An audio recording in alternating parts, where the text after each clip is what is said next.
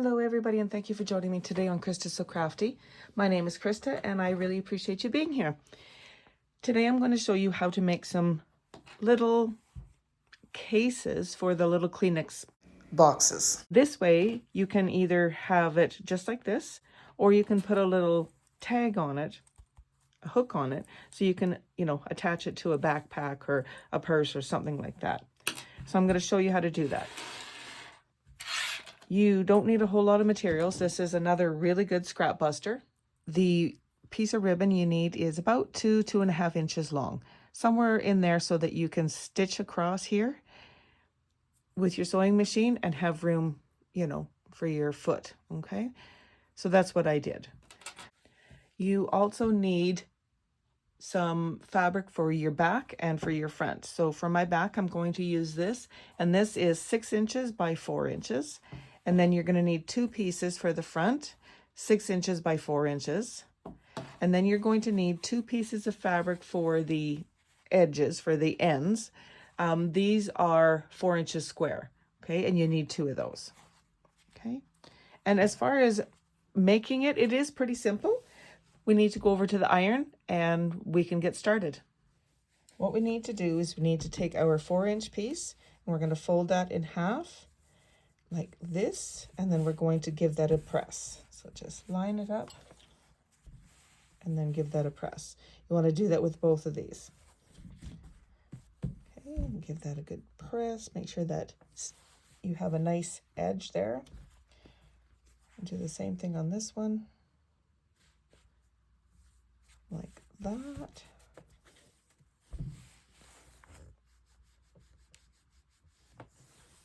And then on these 6x4s, we're going to take and we're going to put wrong sides together on both of these, by the way. You're going to fold them in half. I like to just give them a little bit of a crease just to hold them in place. And we're just going to give that a press. So you need to do that with all 4 of the pieces for the top of the Kleenex holder. Like that. And the nice thing is you can use whatever material you have. Like I was saying, this is an amazing scrap buster. All right, there's our 4 pieces. We can go back to the sewing machine. So the next step that we need to do is I might need to repress that. Apparently I didn't get it quite in the center. You want these in the center. One moment. Okay, so now that those are all pressed, we need to take our clasp with our D-ring on it here, and we need to take our ribbon and fold it, push it through the hole and fold it over, and we're going to take it to the sewing machine, and I zigzag across here to secure it. So again, fold this over and put it under your sewing machine needle, and I'm just going to zigzag on the end here.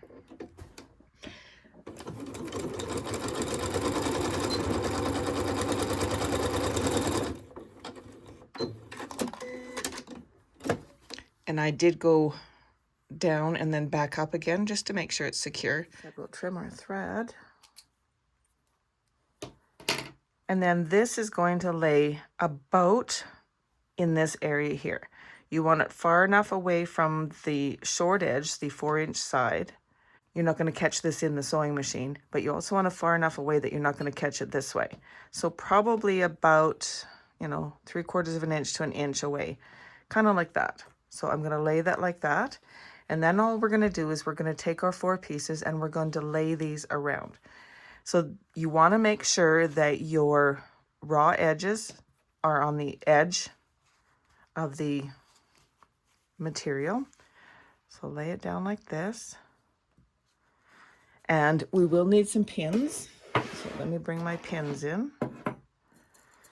And I'm just going to put a pin right where that clasp is, where that ribbon is, and that's going to hold that in place. And then we're going to turn it, and we're going to take one of the long pieces. These threads are everywhere here. We're going to put this down like this. Again, raw edges to raw edges. Put a pin in here. I'm going to turn it. Take our other short piece. Raw edges to raw edges. like that.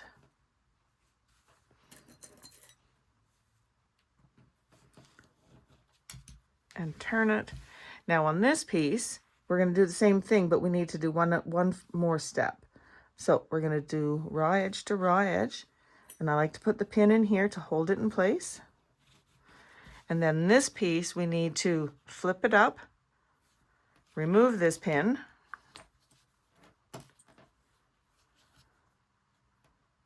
and fold this down, and fold this back over so that it's kind of a weave, right? So get this laid out here and get my pin back in, which will hold the material in place as well as that ribbon. And now we are ready to sew. Bring this in, and it doesn't matter where you start sewing. So I'm just going to start here. Now I am going to use a 1/4 inch seam, and I'm going to have my stitch length at 2.5. So bring that down, and we always want to do a back stitch at the beginning, and then we're just going to sew around, all the way around. Again, making sure that that clasp is out of the way. You do not want to hit that with your needle at all. And one more, flip and turn. I'm just going to take that pin out. Sew down here.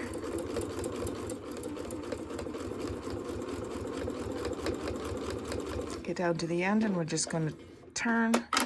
Make sure you put your needle down before you turn. This helps to keep everything in place. Okay, make sure you remove your pins before you sew. You don't want to sew over them.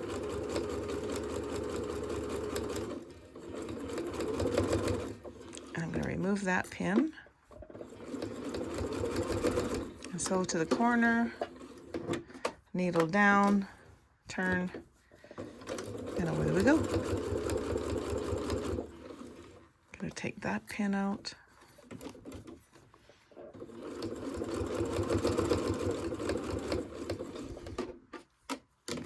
And we're on our last little section here.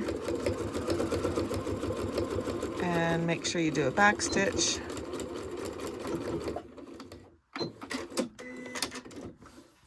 And now we can go and do some trimming. So I'm just going to take my scissors and I'm going to trim all around the outside as close as I can to that seam without, of course, cutting the stitching, because then we just have to re-sew it again. But this removes the bulk from the edge so that when we go to flip it, there's not as much bulk there. And it also removes the bulk from the corner so that when we flip it, we can get a nice corner. Like so.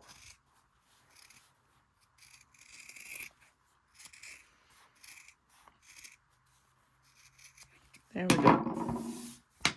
Like that.